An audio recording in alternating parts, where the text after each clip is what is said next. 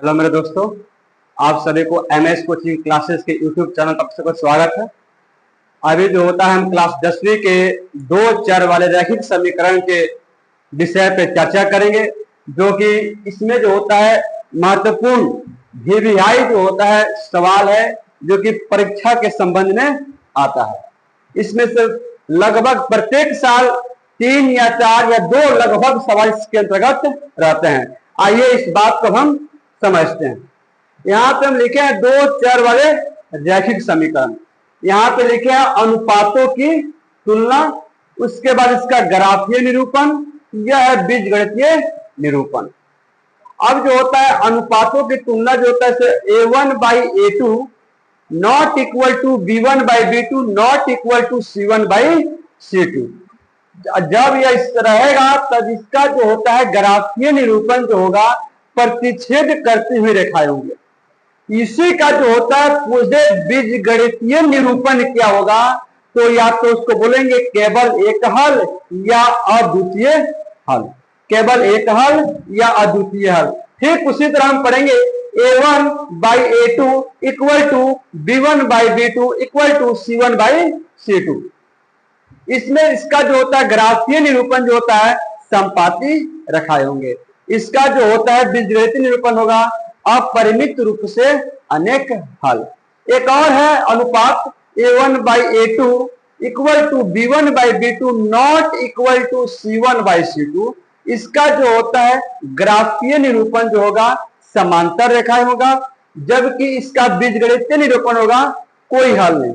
अब बारी बारी से हम एक यहाँ पे सवाल लिखे हुए हैं 3, इसी आधार पे बारी बारी से एक एक सवाल को हम हल करके देखते हैं कि यह जो होता है किस निरूपण पाता है, ग्राफीय निरूपण क्या होगा और इसका बीजगणितीय निरूपण क्या होगा। हम पहला सवाल लेते हैं। यहाँ पे 1 नंबर लिखा हुआ है x - 2y not x - 2y equal to 0, x - 2y equal to 0। उसी तरह है 3x + 4y equal to 20, 3x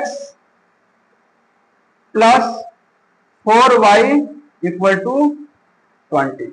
अब देखिए यहाँ पे यह जो होता है इसको हम बोलेंगे A1, इसको बोलेंगे B, इसको बोलेंगे ABC, इसको बोलेंगे ABC।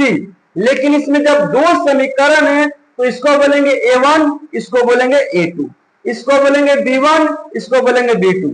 अब हम एक बात समझेंगे कि सबसे पहले हम एक वेरिएबल और नॉन वेरिएबल बात को समझ लेते हैं, यानी चर संख्या है और एक अचर संख्या है। सबसे पहले इस बात को समझते हैं, चर संख्या और अचर संख्या। अब देखिए यहाँ पे लिखे हैं चर संख्या है और अचर संख्या है। चर संख्या है उससे कहते हैं जिसका जो होता है वह चर से ही मालूम चल रहा है कि उसका मान जो होता है बदलते रहता है, और अचर का मतलब होता है निश्चित रहता है, उसका मान जो होता है निश्चित रहता है। जैसे 1 2 3 4 5, यह जो होगा क्या होगा, अचर संख्या होगा, जबकि चर संख्या है A B C D E F जो भी हो यह होगा। चर संख्या जो होता है बताते हैं इसका मान जो होता है बदलते रहता है। अचर जिसका मान नहीं बदलता है निश्चित रहता है, जैसे 1 2 3 4 5 6 डैश डैश अनंत तक। लेकिन चर संख्याएं का मान बदलते रहता है। तो यहाँ पे जो होता है हम यहाँ पे जब अब इसमें हम तुलना करेंगे केवल किसका, अचर संख्याएं का, यानी चर संख्याएं का जो गुणांक होगा अचर में उसका हम तुलना करेंगे। तो यहाँ पे कुछ नहीं लिखा हुआ तो A1 क्या हो गया 1, A2 क्या हो गया 3 इक्वल टू यह जो होता है 2 है, तो यानी B1 कितना हो गया -2, B2 कितना हो गया 4 इक्वल टू C1 कितना है 0 और C2 कितना है 20। अब देखेंगे यह समीकरण जो होता है जो इसका हम लिखे हुए हैं, अब देखेंगे कि यह बराबर है कि नहीं, एक दूसरे के तुलना करेंगे, है कि अनुपातों की तुलना करेंगे। 1/3 माइनस 2/4 0/20।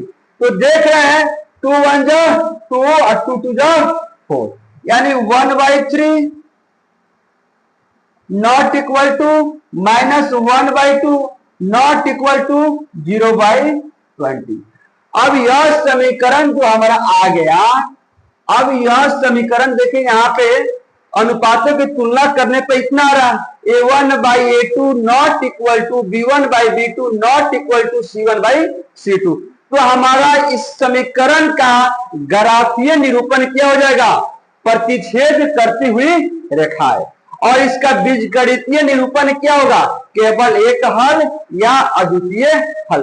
ठीक उसी प्रकार हम देखेंगे, ठीक उसी प्रकार हम यहां पर देखेंगे दूसरा सवाल को। लिखा हुआ है 2x plus 3y equal to 9।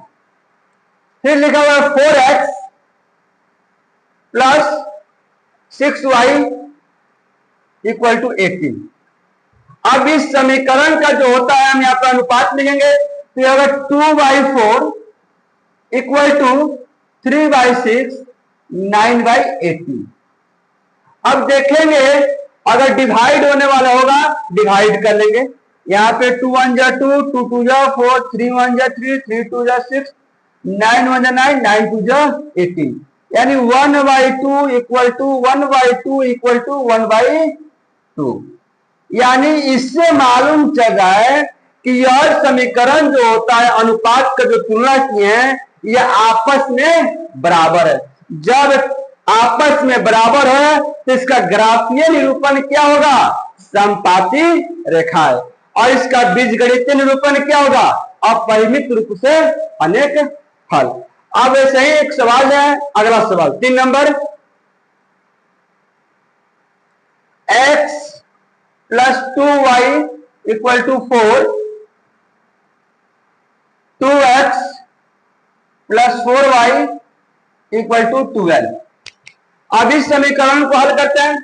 1/2 बराबर 2/4 बराबर 4/12।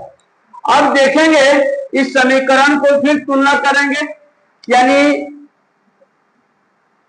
1/2 हो गया 1/3 हो गया, यानी 1/2 इक्वल टू 1/2 इक्वल टू 1/3, जबकि नॉट इक्वल टू है आ गया, यानी 1/2 equal to 1/2 not equal to 1/3। यानी यह समीकरण जो होता है 3 पर तुलना है, यानी 1/A1/A2 equal to B1/B2 equal to not equal to C1/C2।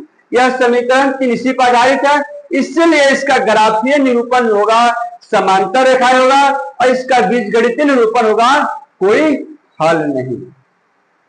अब देखिए सवाल हो गया। अगर आप लोग कुछ भी सवाल पूछना है तो आप लोग कमेंट के माध्यम से पूछ सकते हैं, और आपको हल जो होता है अगले वीडियो में इसका सॉल्व करके भेज देंगे हम।